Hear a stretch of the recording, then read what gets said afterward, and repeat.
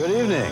I'm William Shatner, and behind me is Spaceship Earth, the symbol of Walt Disney World Epcot Center, the symbol of the future.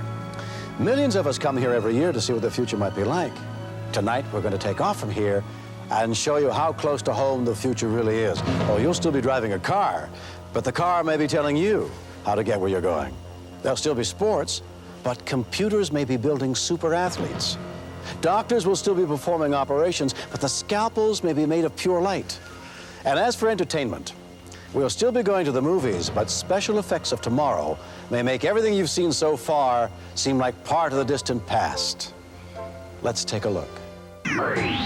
Across the country, at the New York Institute of Technology's Computer Graphics Lab, special effects for movies and television are taking a giant leap into the future.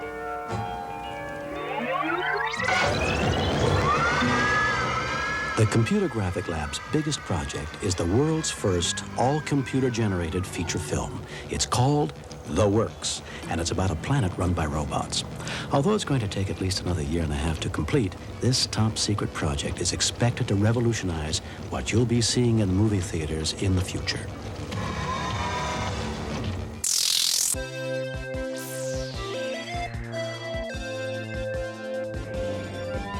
Dynadigit Datavac, an entertainment subcompany of Handstrand. Dynadigi Datavac, an entertainment subcompany of Transport, presents 3DV. Hello, humans! Welcome back to 3DV, the first and only all-robot network programming system. We are so glad you could tune back in with us today after so long off the air. Today we'll be going inside the works. We consider it one of our siblings. That's right, Dot. In 1974, at the New York Institute of Technology, college president Alexander Shore founded the Computer Graphics Lab, a facility just for computer animation. Back then, doing animation with computers was completely unheard of. But we're happy to bring you some of the people from that lab to tell you firsthand how they built it. Alex had a mysterious wealth at his disposal and was always looking for new ways to use it to improve education and make his mark on the world. But we've told you enough about our Uncle Alex. Here's Ed Catmull to tell you the rest. He started a studio before he got us. It was a legitimate studio. They said they didn't have the right kind of talent for it. It was a legitimate studio. They made a movie. But he was willing to fund something and believe that something was there that others didn't. So he was remarkable for that. It's a funny kind of legacy because the legacy is he did something that nobody else would do at the time. And the only negative was he wasn't the complete package. Well, who could be at that time? Times when you're real down and low. Every lonely place I go, there's a way I always know. We're always together. This year is 50 years that I was working on a traditional animated film called Raggedy Ann and Andy, and that was in New York City. And I'm sitting there drawing the old-fashioned way. The most technologically advanced thing we got was like an electric pencil sharpener. And we said, there's a bunch of guys out in Long Island, at a computer lab, and they're trying to make an animated feature with a computer. And we all just kind of looked at each other like, that's weird. That's like trying to draw with a missile.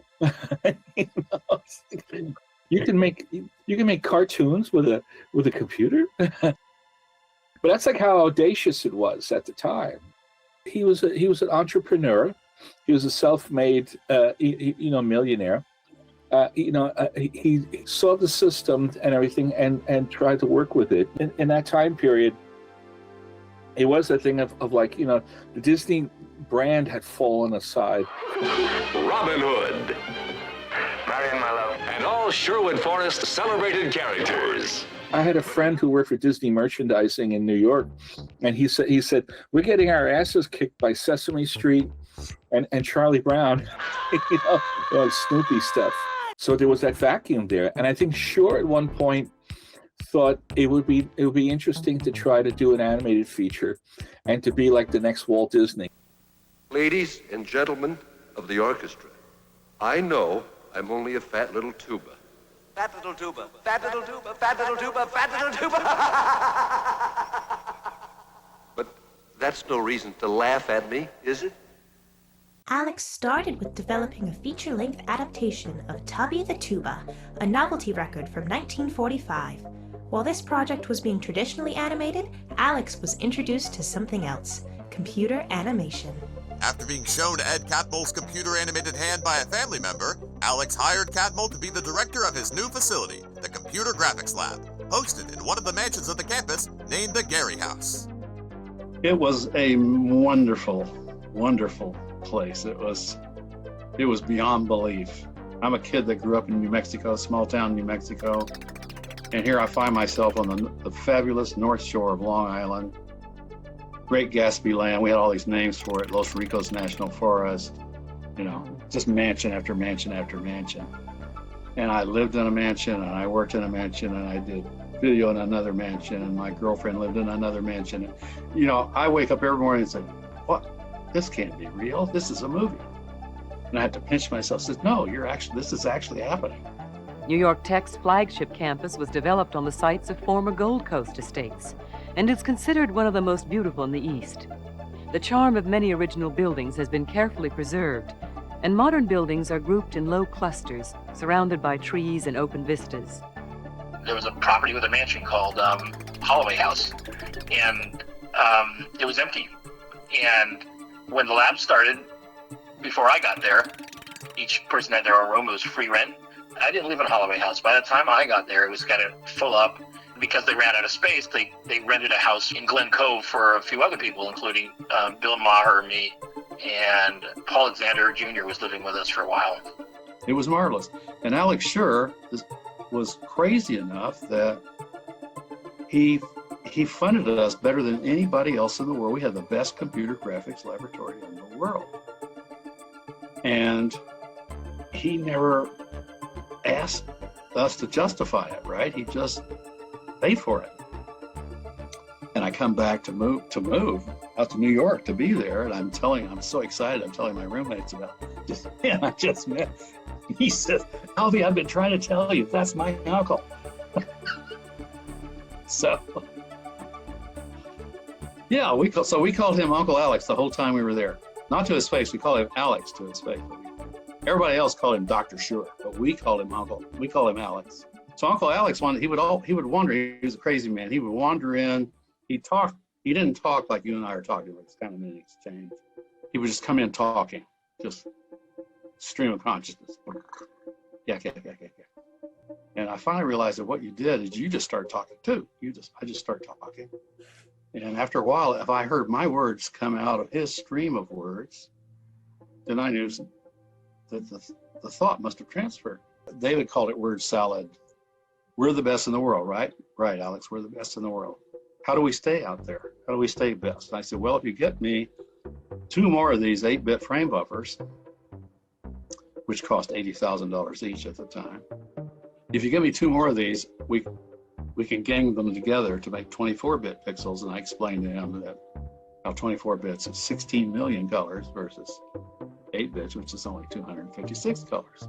Well, about 3 weeks later, he shows up, again, just, oh, by the way, I bought you 5 more of those frame buffers, 8-bit things, so you'd have 2 of those 24-bit things.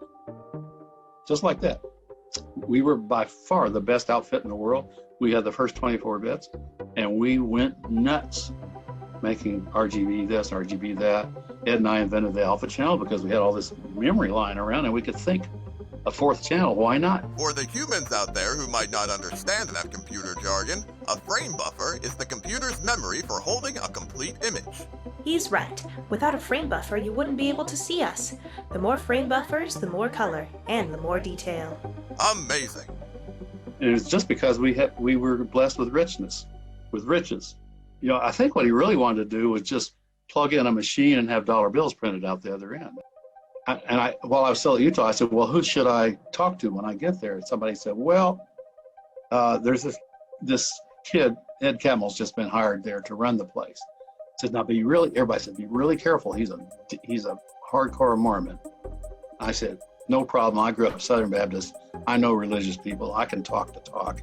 I'm not sure where he originally came by it, but he wanted to start a studio, and he hired a couple of people who used to work in animation. And when I got there, I shared the office with him. And then when Alvy came, the four of us were in it. Johnny Gentililla, I think was the name of one of them. Quite an older one, so he's back from this old school back when they were many years ago. One of the things he said, one of the lessons of animation is that the only thing that should move on the screen are the things where you want the eye to focus. Now, I knew at the time that he was wrong, but I thought it was interesting that was the view coming out of kids' animation. But anyway, they were fun guys to be with for that time we were doing planning. And then they were moved over to the house where they were working on the film. And at that point, we remodeled that bottom floor of the building we were in to be a basically computer floor all the way across it, and then cut in half so the computers would be on one side, and then we would be on the other.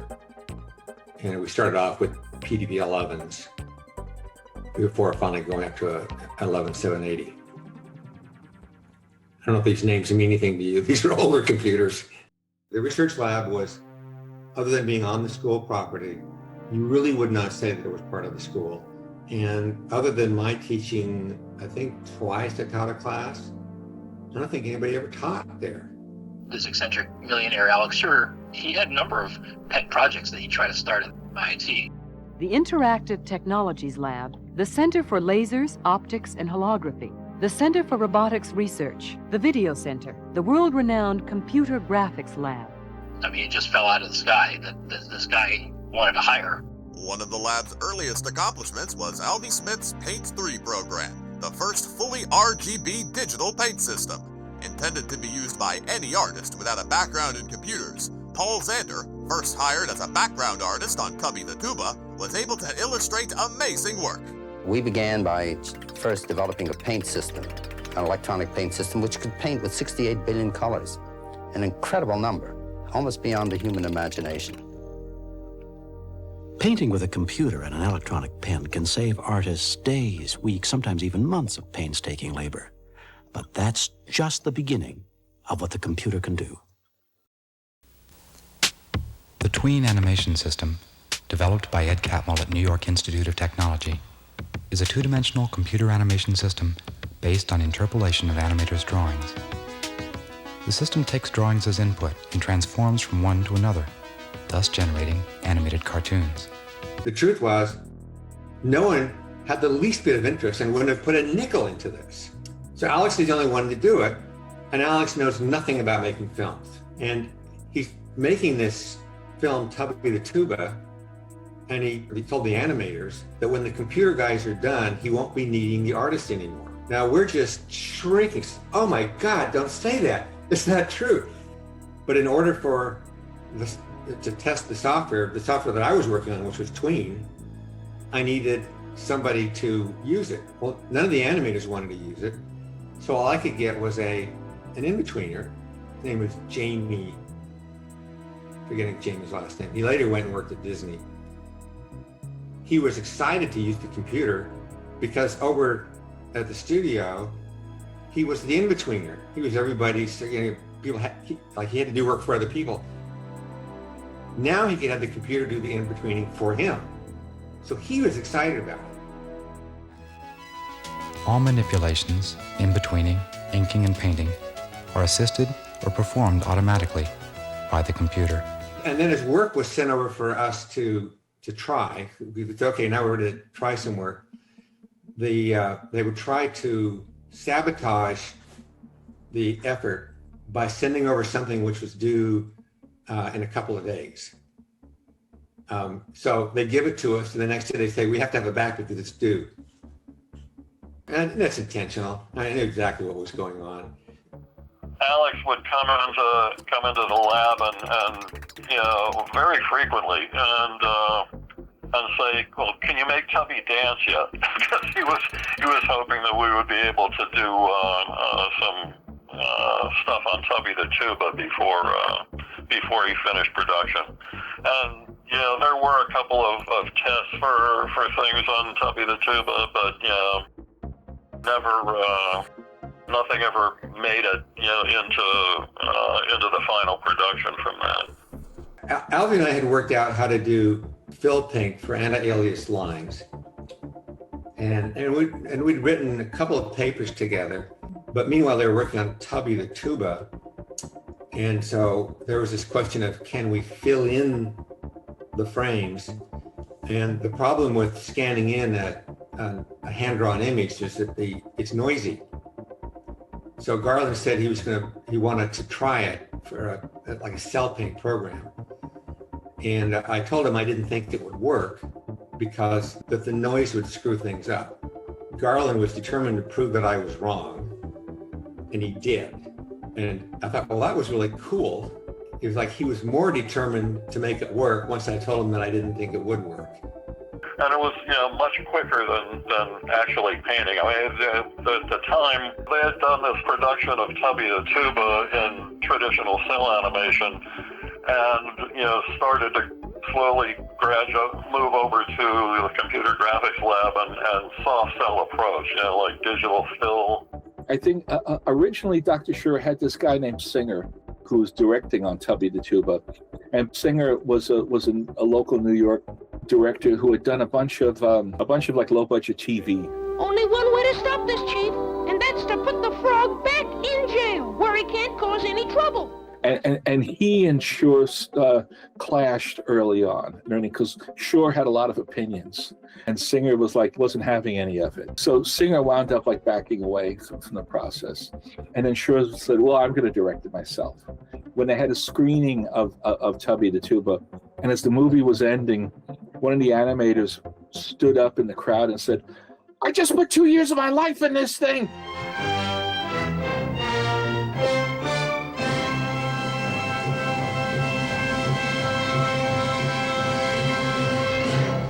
So Alex came in basically every day saying he does not want to be the new Walt Disney.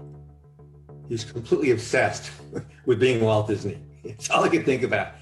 So he just kept saying he didn't want to be the new Walt Disney. But the whole reason for coming there, I'd say for all of us, was that we wanted to make films. That's the reason I went there. It's the reason I wanted to do it back when I left the University of Utah. But I knew that we had a long ways to go. Moore's Law was well known at that time. The original Moore's Law came out of an article I published in 1965. I was given the chore of predicting what was going to happen in silicon components for the next 10 years. So I looked at what we were doing in integrated circuits at that time, and we had about doubled every year in the number of components we could put on a chip. And one of my friends, Dr. Carver Mead, professor at Caltech, dubbed this Moore's Law. So the original one was doubling every year in complexity. Now in 1975, I had to go back and revisit this. So then I changed it to looking forward, we'll only be doubling every couple of years. And that was really the two predictions I made. So I knew we had a long ways to go, and that we had a lot of things to solve, and there was the opportunity to tackle these problems one at a time. And so I wrote several renderers while I was there. We had a lot of people came from Utah. So Lance obviously came from Utah. Lance is extremely creative, pretty much kind of a butterfly in the way he thought, sort of jumped from thing to thing. Lance was not as technical as others coming in. His degree was in English, as you know, but there was something about him that they brought him into the program. And to say he was extremely creative, he talked with a lot of different people. He put things together and ideas together. Lance was the closest thing to a rival I've had in my life. And I mean that in a good sense. It's like he and I we would compete on everything But in every case, it made me better and made him better. Like he would sketch and I would sketch. Always sketching. Well, he would sketch and I'd try to out-sketch him. I couldn't, by the way. He was a really good sketcher. I think the first production we did was called Measure for Measure. It was supposed to be a propaganda or educational film for the metric system. I think that was the first that got finished. It gives us a great pleasure to introduce for your use the meter, the liter, and the gram. And, there were a couple of animators that were very excited about the computer approach to these things.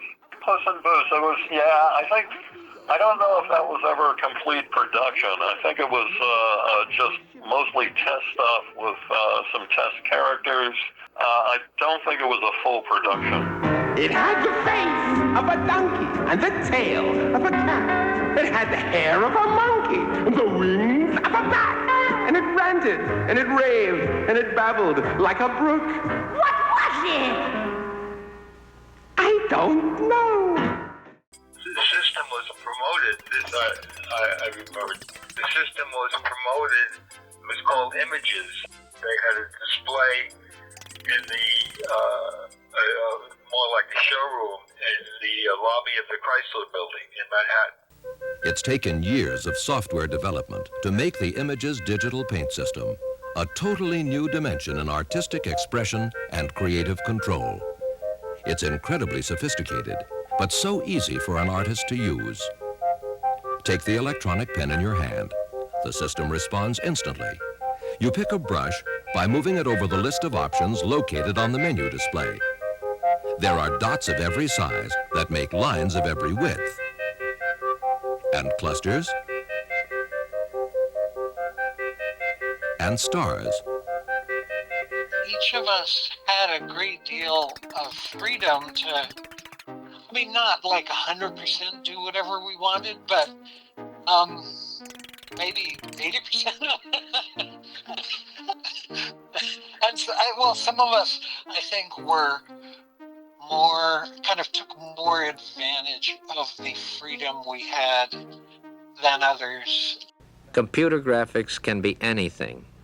In fact, it can be a donkey, a monkey, a gopher, a sofa, a seal, a wheel, an eel, a meal, an ox, a box, a fox, a lox, 2 socks, 4 rocks, an engine that knocks, a toad, a road, a whale, a nail, an easel, a weasel, a duck, a buck, a minx, a sphinx, a lynx, a winx, a rose with thorns, a spider with thorns, an ape and a callus, a grape and a palace, a tape with some paper, a moose, a goose, a bat, a rat, a hat, a cat, even that. And Jim Clark came out and joined us.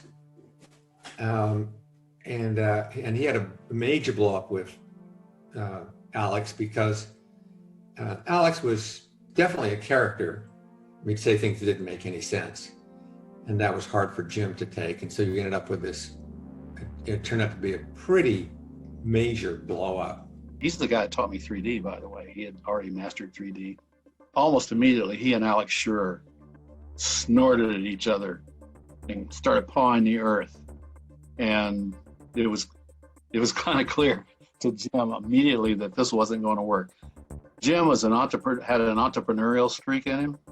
Alex Schur, the rest of us didn't. We were nerds. We weren't entrepreneurs.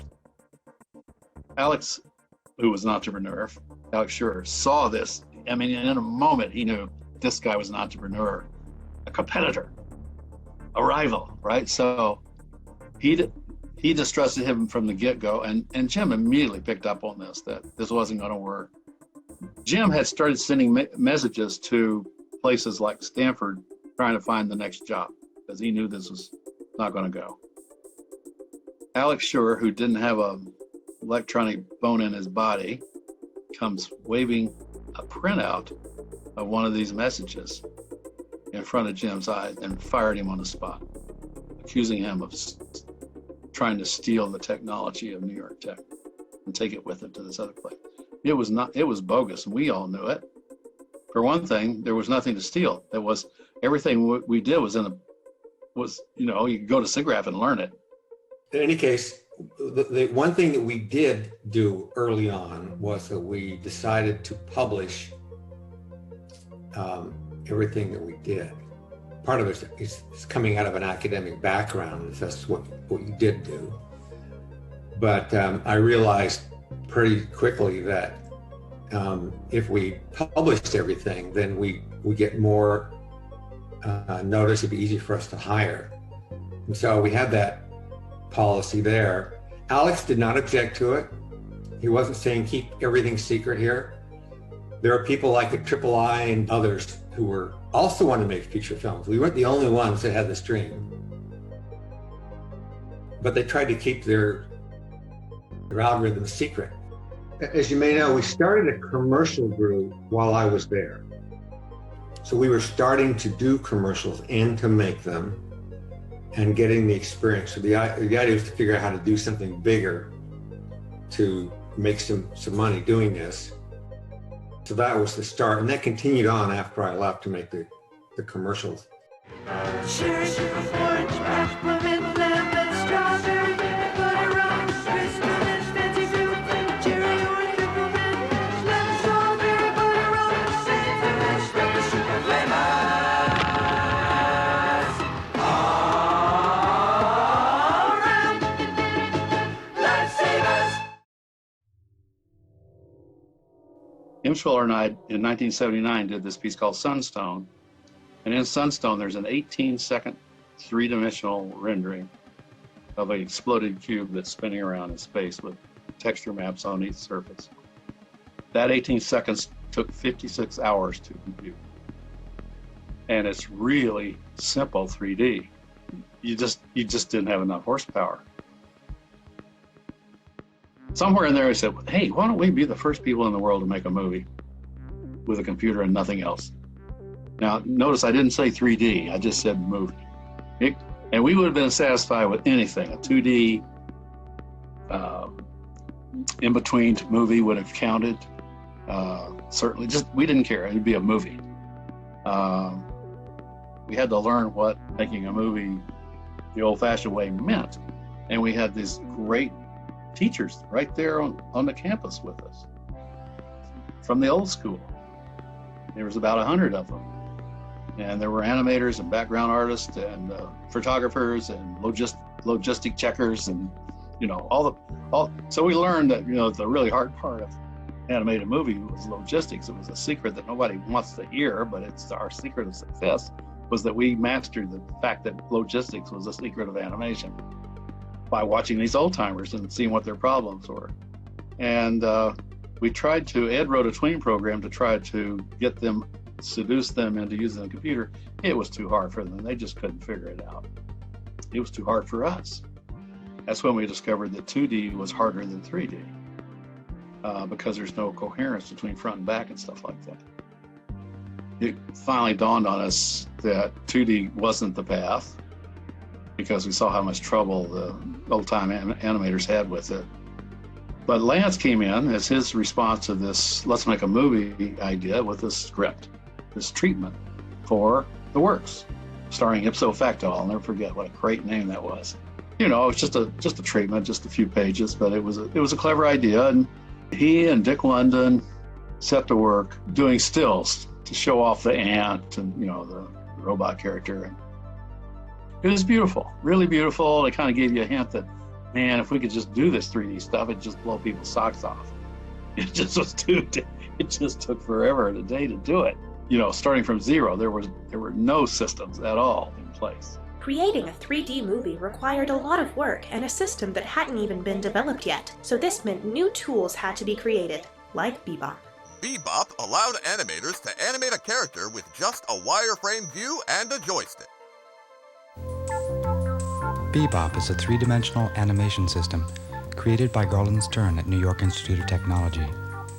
The system allows creation and preview of animated 3D figures, displayed in skeleton, line drawing form. It was sort of named by Lance Williams. Originally, he had the idea of a two-part program, bop and rebop, because of 60s jazz. but BOP stood for body operator program or body operator position or something like that, and REBOP was like, render that. So I like to think of those bad old days as the days of easy victories. That got used for a bunch of stuff. I think most notable user there was Rebecca Allen, who did work with Twyla Tharp. We had a sort of rotoscoping system where you could use a half-silvered mirror to look at a video image and see through to the line drawing system, so you could position the line drawing model to match the position of the video image. Rebecca Allen, the artist who animated that dancing figure, thinks computers are too important to be left solely to scientists. You need to have people, from psychology and education and art and music able to work on these machines and help define the machine's personality. One day we got a call from George Lucas when Ralph Guggenheim came in the door and said, "Hey, I got this call from Lucasfilm." We said, "Don't say another word, close the door, be very careful with this information." Ed and I immediately drove off the campus to a typewriter rental shop, rented a typewriter so we wouldn't use anything electronic, and spent a day in Ed's garage in Glen Cove, I think the town was, crafting a letter to Lucasfilm saying, "We're interested. But we have we didn't use the word cushy, but the idea of the letter was, we have such a cushy setup here that we don't want to go downhill from here. Please send somebody out to see what we're used to. But it's got to be secret." All right, so one day, the real estate guy and Richard Edlund, the head of special effects at Lucasfilm, show up. Richard is wearing this giant Star Wars belt buckle.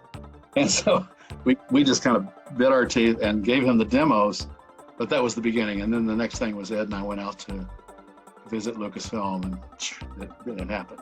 When the call came, I honestly, I felt conflicted. It's one of those things that I always look back on, and because Alex had spent a lot of money and time and had bet on us delivering, and we had a remarkable group of people there, and we were making major advances, and but I knew that we would never get to our goal of making a film. So when George made the offer, then I took it, and it was this terrible blow to Alex, and he got sick the next day. He was very sick, like the trauma sickness that happens. Alvy Ray Smith heads up the computer graphics research for Lucasfilm. We asked him when we could expect a feature-length computer-animated cartoon. Full-blown character animation, three-dimensional motion blur, such as Andre and Wally B, is probably not cost-effective yet, because the machines are still a little bit too slow, even the big machines. But some compromise between standard two-dimensional conventional animation and full-blown three-dimensional animation is probably conceivable in the next couple of years. The next piece of animation I'm going to show you has haunted me for almost 20 years now. It's evidence of our attempt at NYIT to make the first computer-animated feature film. I'd like to thank New York Institute of Technology for pioneering in this area, for making this work possible. I'd like to apologize to them and to my audience today, and to Ned Green in particular, but I have only a half-inch dub of this animation.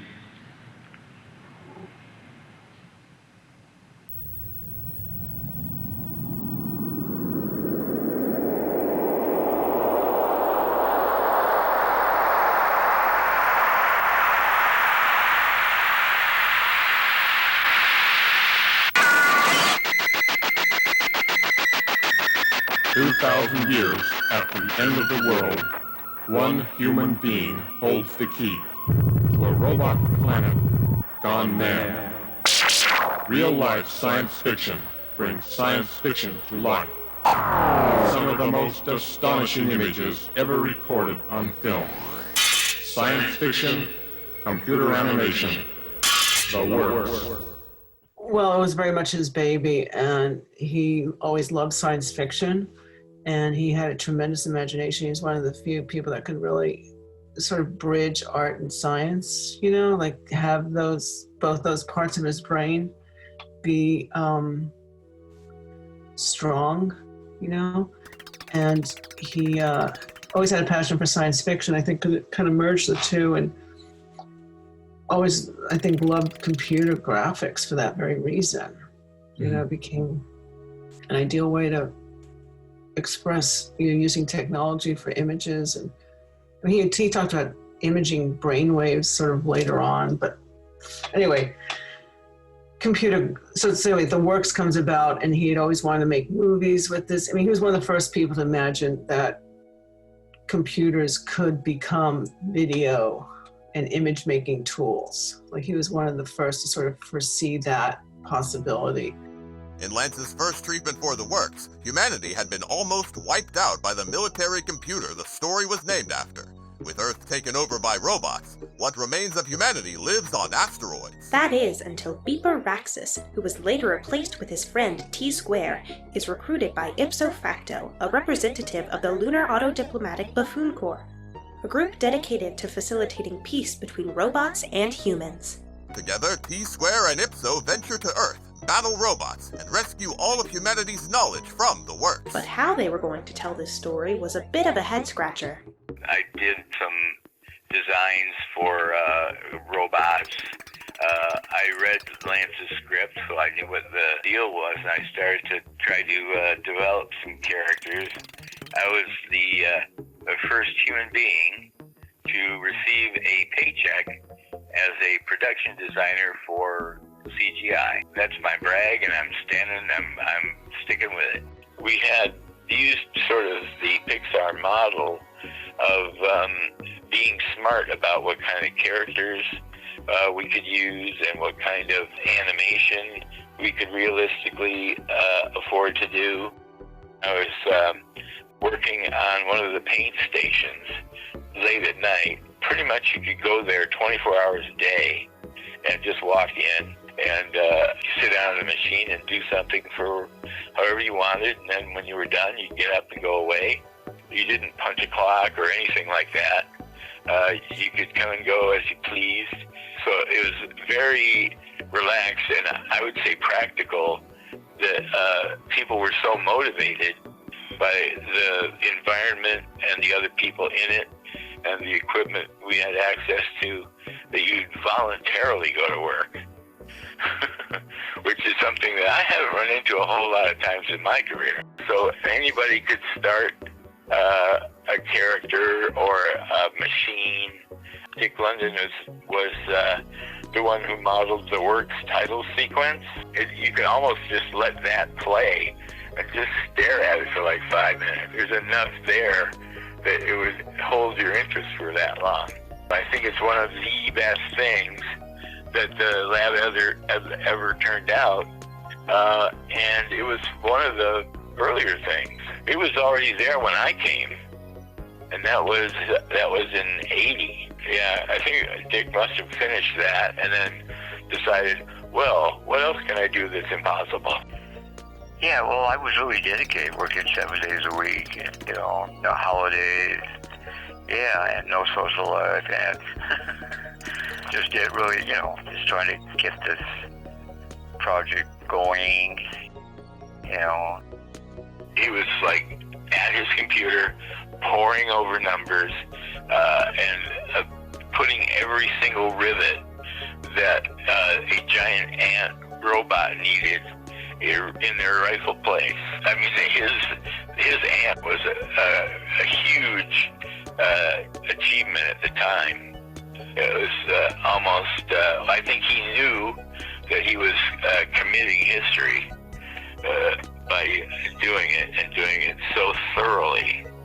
He really advanced the possibilities of the art form in terms of people understanding just how powerful it was going to become. Right, the ant was for the works. I developed that. I developed the walk, how I could walk. People, make up ants, but they can't make them walk.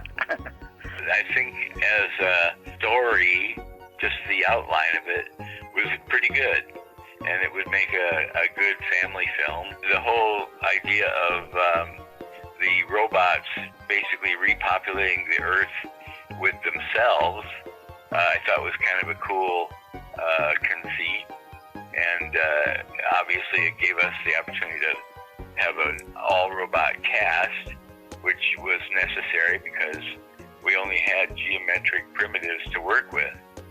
There were very few, if any, other human characters except T-Square.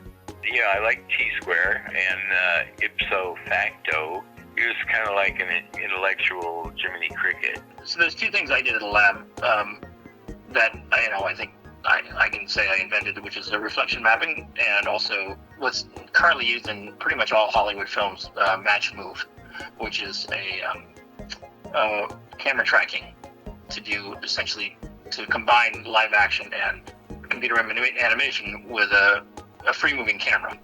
The only human star of the works, there's some test footage of her, and I kind of was able to animate different parts of her face independently and by doing compositing, and that's what sort of led me to do the reflection mapping, because in one time or another you're going to have to interface live action with computer graphics, and it all looked horribly plastic, and you had to match the lights. It was pretty bad what we had to work with there.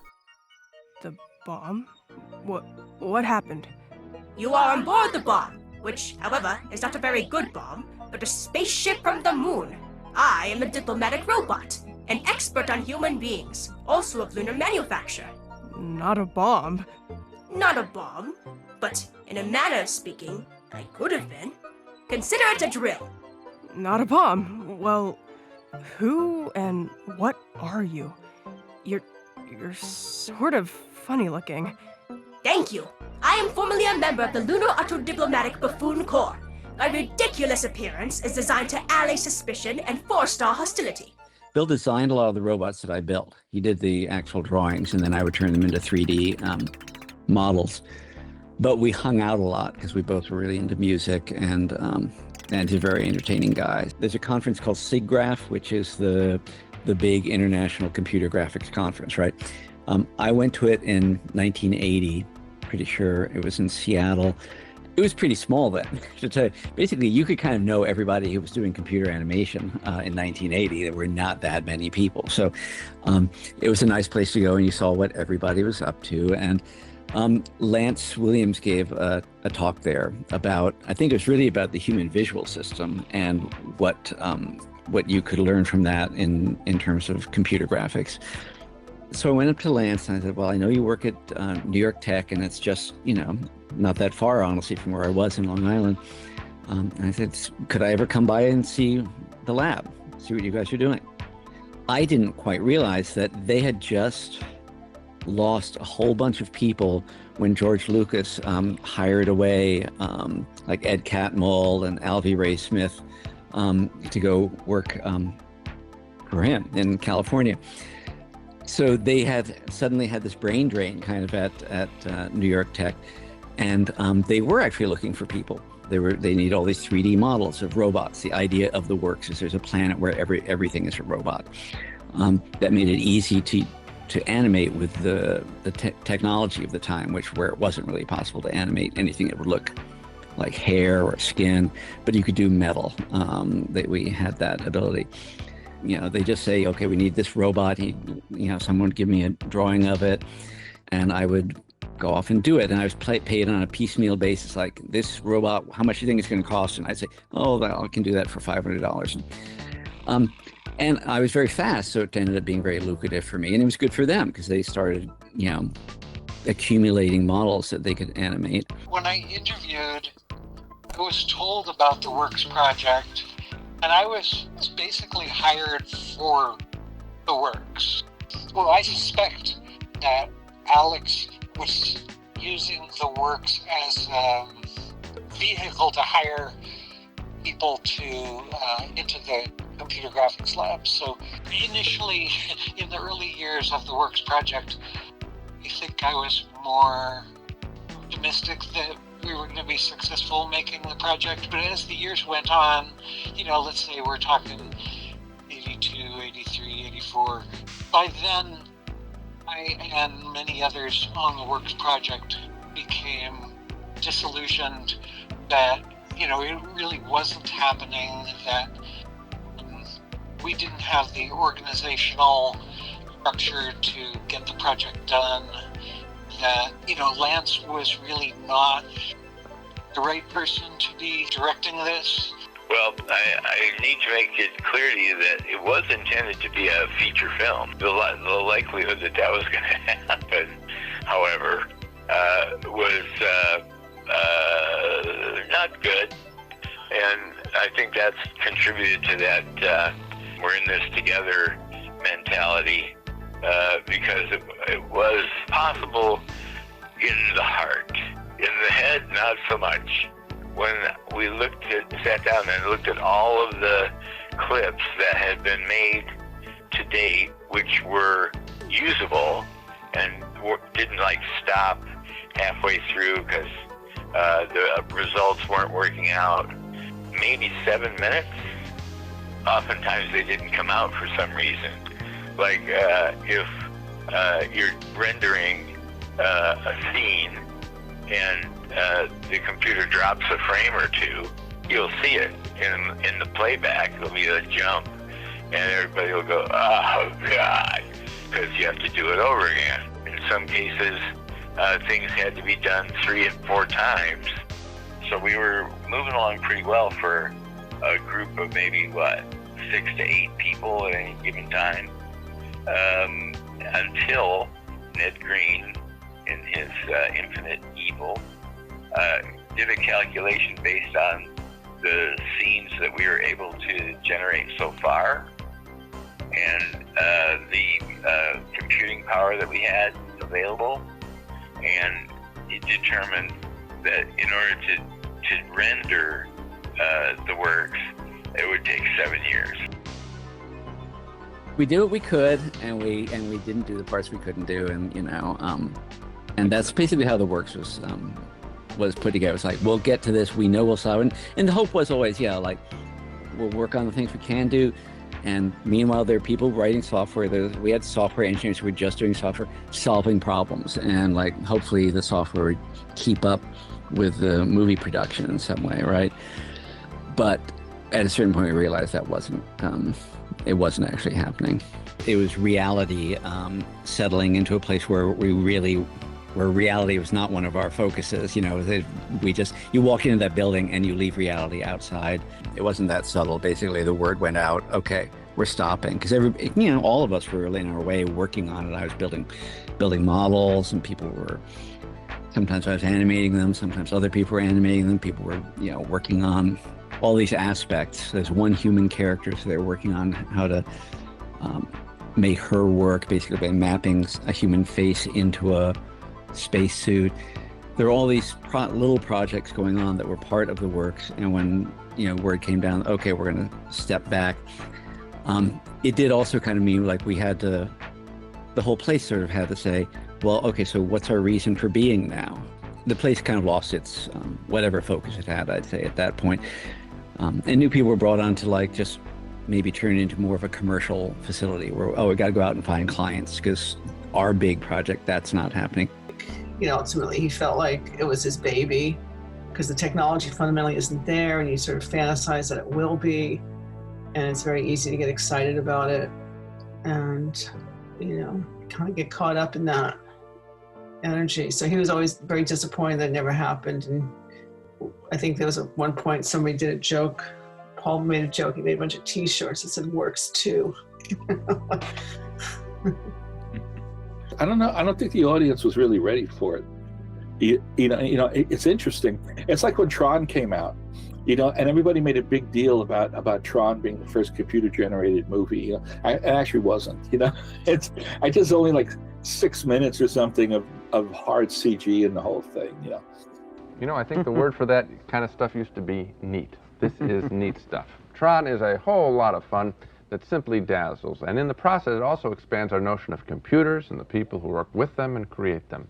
And that this is a Walt Disney production is the nicest surprise of all, because before Tron, Disney films of late have been pathetic, unworthy of the Disney name. With Tron, though, Disney instantly is up to date, a truly exciting movie.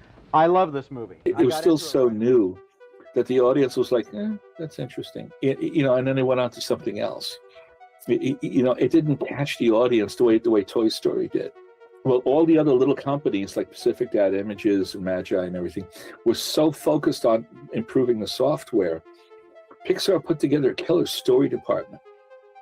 They got people that had done fantastic work for like Tim Burton and for you know a bunch of these other companies, and they focused on the story. And yeah, like one CG guy said to me, he says the best thing about Toy Story was that it was the first CG film where I didn't care about that I was watching a CG film. I just want to know what happens to Woody and Buzz. And he goes, and that's victory. I think the works would have been interesting, but I think it's to the scientific community and the movie community. I think it's interesting, but to the general public, it's kind of like he made the effort to buy the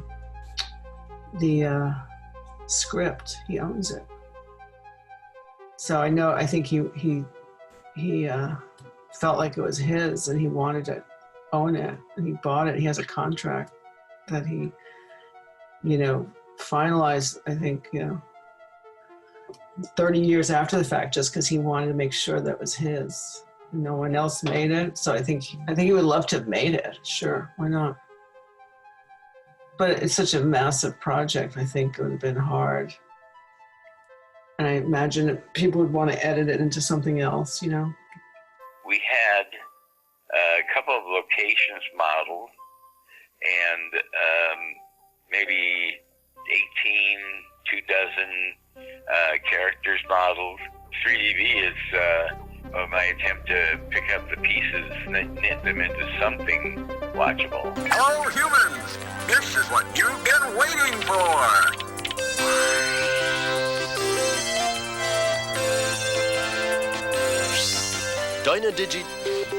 DynaDigiDataVac, an entertainment subcompany of DynaDigiDataVac, an entertainment subcompany of Pan-Transcore presents 3DV. Hello, I'm Dot Matrix. What you are about to see will change your indoor life forever. Amazing. Hi, everyone. I'm user-friendly, and this is 3DV, the first fully automated, computer-controlled, interactive, all-robot network programming system. Well, DynaDigiDataVac was a favorite futuristic name that Lance cherished.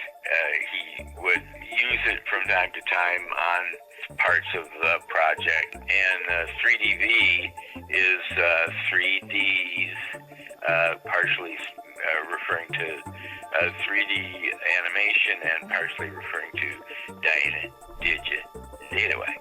And we tried using video of just my mouth for user-friendly, and all the rest of him was CGI. In order to do his mouth, I had to be perfectly still, like some straps around my neck and stuff, until I was completely immobilized, lashed to this easel. I did some lines for that. And 3DV, the first fully automated, computer-controlled, interactive, all-robot network programming system. We called it the clutch cargo effect. I hear it's fabulous. Our big pitch. Can you believe nobody bought it? Well, even if we didn't make it, a lot of great people got to see us. Annabelle Yankel, and they were guests on one of the tours. They were shown the intro with User and Don. Apparently they liked it so much, they figured out how to make a Canadian put some rubber stuff on his head and do the same thing. Did you say user abuser? Tell him to get back in the knife box. He's too sharp by half, that one. I can scratch his terminals out. We had an in or two to George Lucas, and actually I just showed him 3DV, and he was grumpy. I had the same reaction from Jim Henson. It seemed like these guys were like resentful that we got to use computers to do all this stuff, and they had to physically carve it out of foam and paint eyeballs and, you know, actually make these things come to life. And all we had to do was type stuff into the computer in there. It was a fairly common situation that people would turn up on a tour to be shown the lab and whatever kind of recent footage we were doing, or paintings that Paul Zander was making. Probably Chuck Jones was pretty much, Chuck Jones and Seamus Culhane were probably the peak of the mountain for a lot of us. And Mr. Jones, Chuck, well, looked at what we were doing, and he was surprisingly sublime about it. He thought that this was the way that things would have to go, and that there was no reason why you couldn't make funny cartoons using computers. And he looked at the interpolation station that the 2D guys had, and he saw the potential in that, although he did convince us fairly easily that we wouldn't probably get real far and have like the kind of flexibility we would want until we could do squash and stretch. And I'm sure he was absolutely right about that. So then there was Laurie Anderson, who is sort of a conceptualist and musician and actor and a lot of stuff. Have you seen one of the pictures of her with a light bulb in her mouth? I was there. It was weird. It was really bright. I wish she could only keep it in for a minute or two before it would get too hot. I don't know, maybe a year into my doing this, someone realized that, well, you're also a musician. Well, we want to start a digital audio, lab. They actually had some equipment there. I think they had a synclavier, which is this very expensive, amazing early digital synthesizer. Again, it was the kind of place where money was no object, and there was that kind of. They were doing the same thing with the audio. They're saying, well, what would you need to start a state-of-the-art digital audio facility? And the people who ran the lab felt that stuff wasn't happening fast enough in digital audio, and they wanted, that we're making this movie, maybe we could have some sound effects and music coming out of our an audio facility to help with the movie. So then I kind of started wearing that hat too.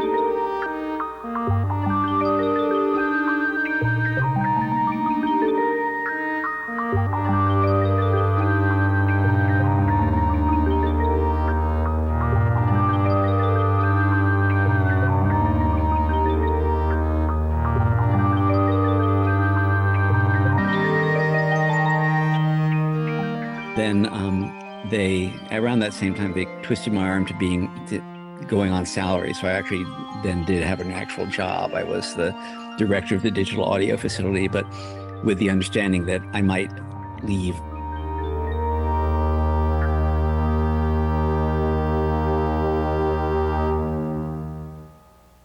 So Rebecca was doing also her own art projects with the resources of the lab, and I did music for some of those, like a dance piece, a computerized dance piece she did, I think, called Steps.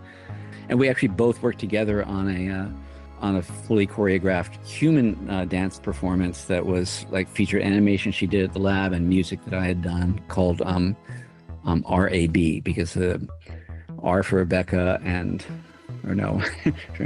R for Renier, Patrice Renier was the choreographer, and A for Rebecca Allen, and B for Carter Burwell. And anyway, so she was kind of doing, it was great. She was, if she hadn't done that, a lot of like what we did at the lab would kind of just be ephemera and just disappear. But these pieces that she did, kind of like Steps, I think, is in the collection of some museums. And if, thanks to her doing that, we actually got stuff done and finished and out the door that has some, value down the road, which is nice.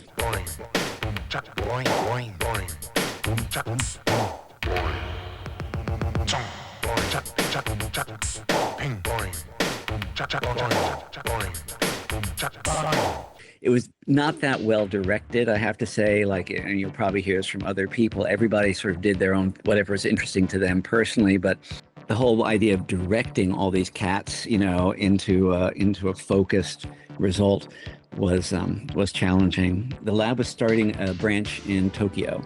They had basically sold a computer graphics facility to an animation company in Tokyo. And they were sending people over occasionally to train the Japanese animators on how to use things. And I just really wanted to go to Japan out of just general interest. And I kept pushing the management to send me over. They were working on a movie in Japan called Lensman. And I said, well, I could, I threw out some ideas of things that I could do to help them with the movie in Tokyo. And one of the things they had to do was build these sort of cities, galactic cities. And I said, well, that's great, because I know how to grow things in the computer. I've been growing trees, and I've been growing mountains, and I could grow a city. I could have it grow in the same way that I grow these organic things. Before I went to Tokyo, I went to Manchester, England to record an album. I was there for a month. Before I went to Manchester, a friend had asked me, would you ever be interested in doing music for a movie? And I said, yeah, sure, why not? So that friend introduced me to the Coen brothers, and they were working on their first film, Blood Simple. I gave them some ideas, musical ideas, some of which I recorded at the lab because they had the equipment, and didn't hear anything back from them. Went to Manchester, recorded this album, and while I was in Manchester, Joel and Ethan Coen called me, and they said, I think we're going to go with you for the music for a movie, so when can we record? And I said, well, I'm in England, but I'll be back next week. But then I have to leave for Tokyo in a month, so can we do it in there? And they said, yeah, sure. About a year later, Blood Simple came out, and then people started calling me to see if I would do music for movies, and which is nothing I had ever planned to do. Tony Perkins called me, wanted me to do the music for Psycho 3 because he'd liked Blood Simple and he liked the music. So I went to LA, did that. People at the lab at that point were starting to getting very, very frustrated with me because I was really disappearing so much. So when I came back, they really were sort of like, well, are you really going to work for us anymore, or you're just going to do your own things? And I just said, I'm not going to work for you anymore, honestly.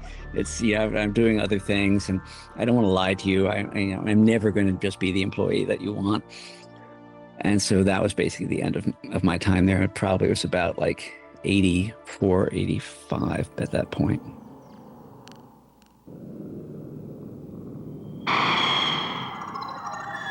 ended up involved with Master's Year. It was Dr. Schuer saw that I was doing a variety of creative things and kind of thinking up new stuff. And it was kind of weird because I wasn't that 100%. There was other 3D things that I was trying to develop. Like I said before, they were just scattered. Everybody was doing different things, and I don't know if it was a leadership problem or what, that there wasn't any like directive, but in the case of Mouse's Ear, there was. Splendid, marvelous, a spectacular success. Our situation reversal machine has transformed Rodney into a building in which our friends Dino and Glick have taken up residence. That rodent who once made his home in our building is now himself a home to our creatures, and quite a cozy one at that. They seem quite comfortable here in the 33rd dimension. Why, they even have a fireplace and what appears to be a faceless life form for a pet. Well then, let the experiment continue. Basically, they wanted to come up with a 22-minute format. At the time, there was this company, Vestron. Dr. Schur eventually did set up a meeting where I showed Mouse's Ear to one of the top executives at Vestron, who came down to the video center to look at it. Dr. Schur had seen Mouse's Ear many times, and I don't think he was as excited about it as he was about some of the 3D stuff that we were doing. So, I don't know, it was less than halfway through watching Mouse's Ear with this executive, and Dr. Schur goes, "Oh, but you should see some of the 3D stuff we're doing." I just felt like, oh shit, this is that's not how you're gonna get this guy excited about this project if you're saying we do other stuff that's better. So, but that was almost like classic Dr. Schur. It was like, he's a really nice guy, but that was kind of a blunder. And I don't know if that was really what made the deal not go through, but it just never went anywhere. And then it kept going that way. Like Dr. Schur kept on asking me to sort through all this different test animation footage and try to cobble together something cool out of it. And that was when I started thinking about leaving, because I just felt like they were grasping at straws, and also they were having trouble meeting the payroll of just paying people. So they were running out of money. There's just a lot of difficulties going on. I thought, okay, well let's see if I can model a Gumby. And so I actually got in touch with the Gumby creator, Art Clokey, and got his specifications weren't anything fancy. He just, I think, sent me a Xerox of a flat drawing of a Gumby character. And so I modeled it. I even met with Art Clokey at NYIT when he happened to be on the East Coast.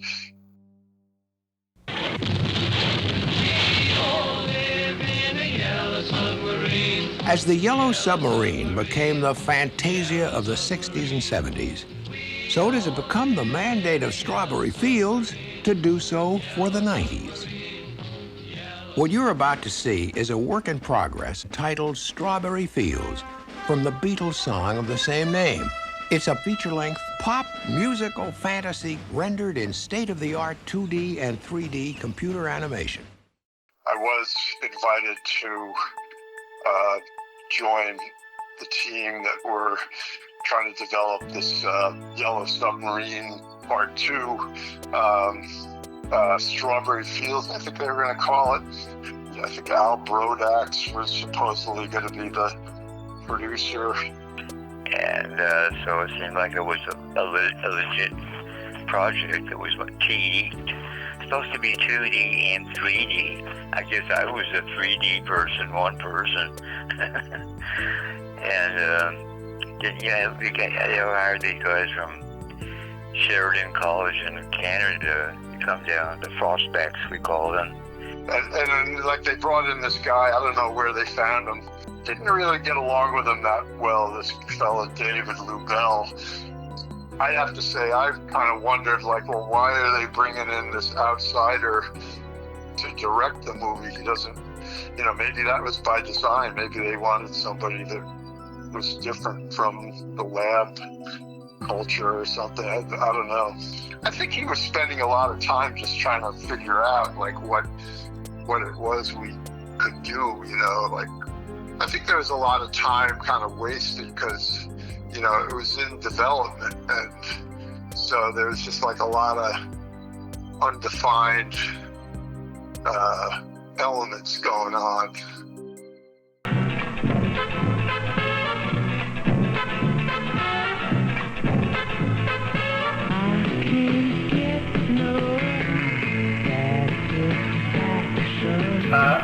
As a kid, I had a 8mm movie camera with a stop motion ability, so I would do little animations of my own. I was maybe 12, 13, 14 years old, 15.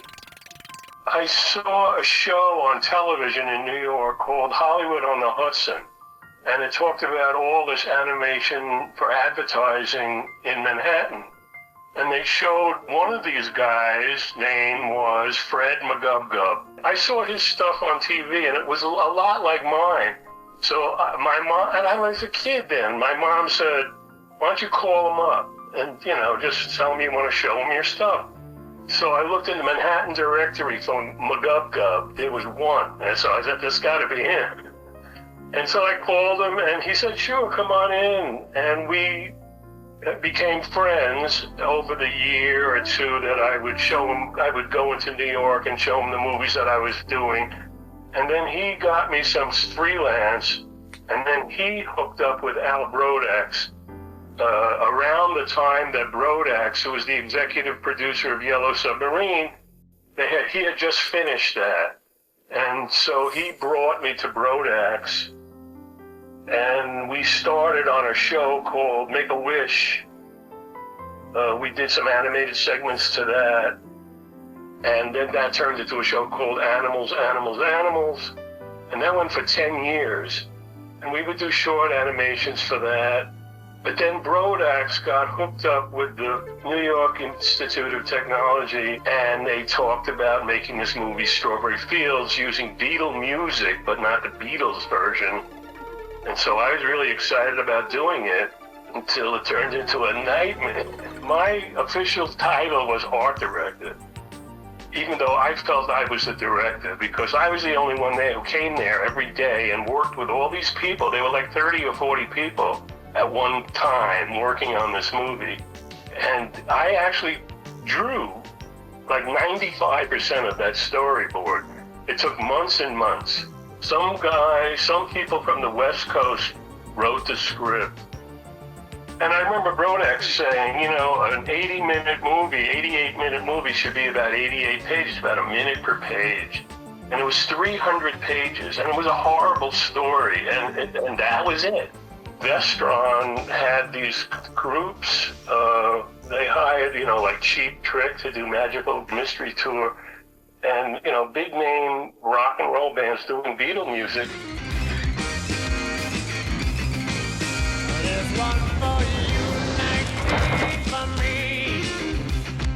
I'm Ira Taxman. Michelle Marbell.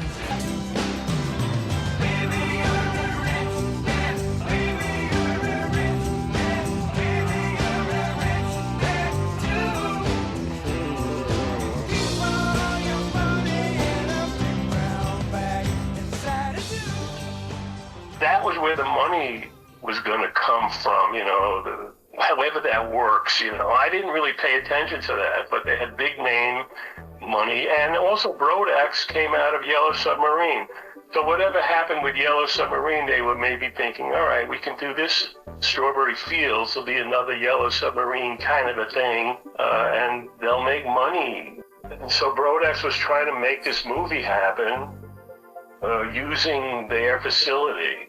You know, I would go to the Westbury every day. They put me up in a place in East Islip where they had doctors' residences. Brodex hired Lowenheim, Al Lowenheim, to take care of that 2D, some of the 2D.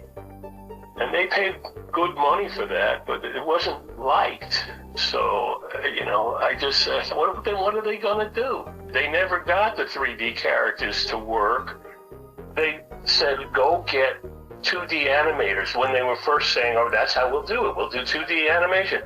So I got these, Sheridan College, that was the name of it, in Canada. I went there and I spent a day looking at everybody's animation, and I think I hired like 10 people. And I didn't hire them. I said, these people we should bring down, and they did. They brought them down, and we formed like 10 guys doing animation, 2D, drawn on paper, I remember, and then they would scan it in and paint it with the computer.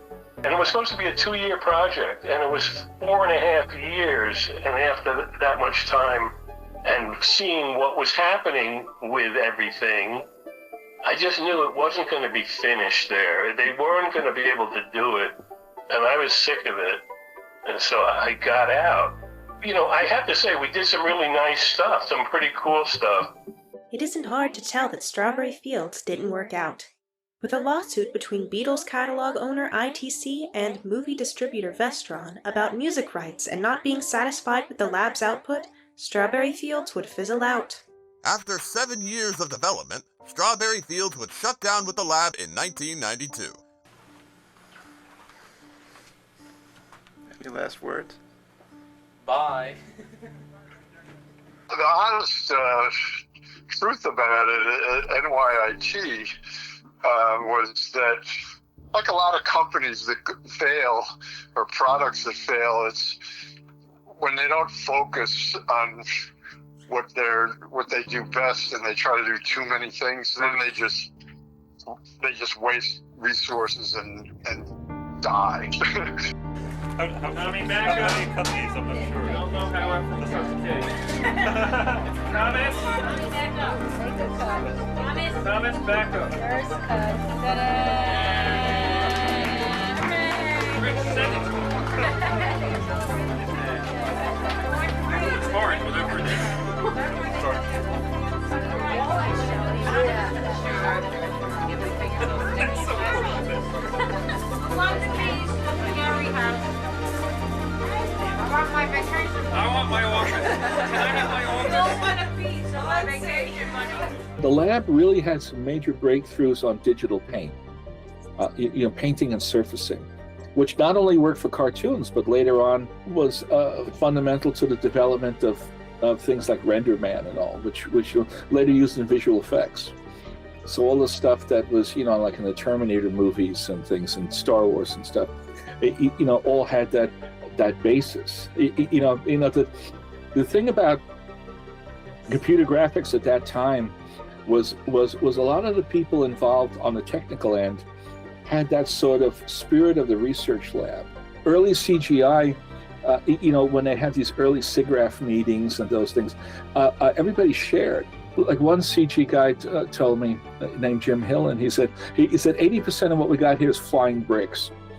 Meaning that the computer thing comes up and it's like whoop, whoop, whoop. Like that, like ooh, But then he says there's always one new thing.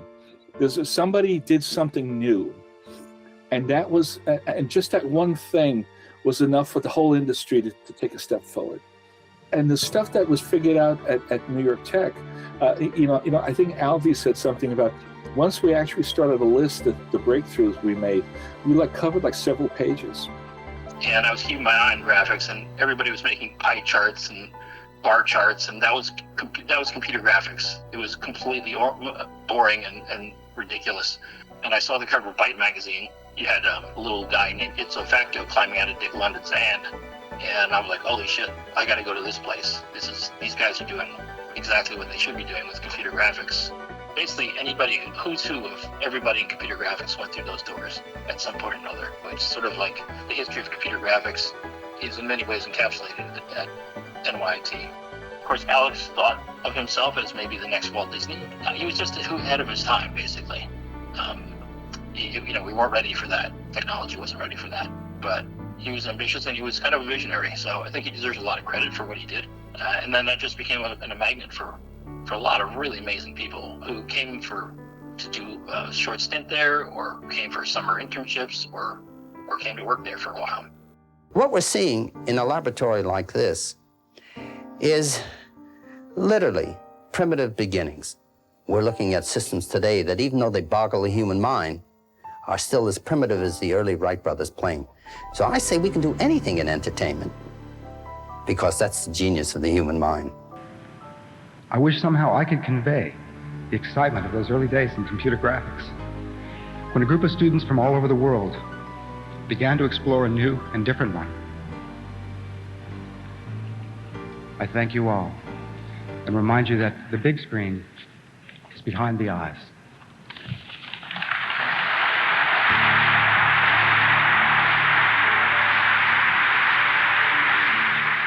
Thanks for taking a stroll down memory lane with us.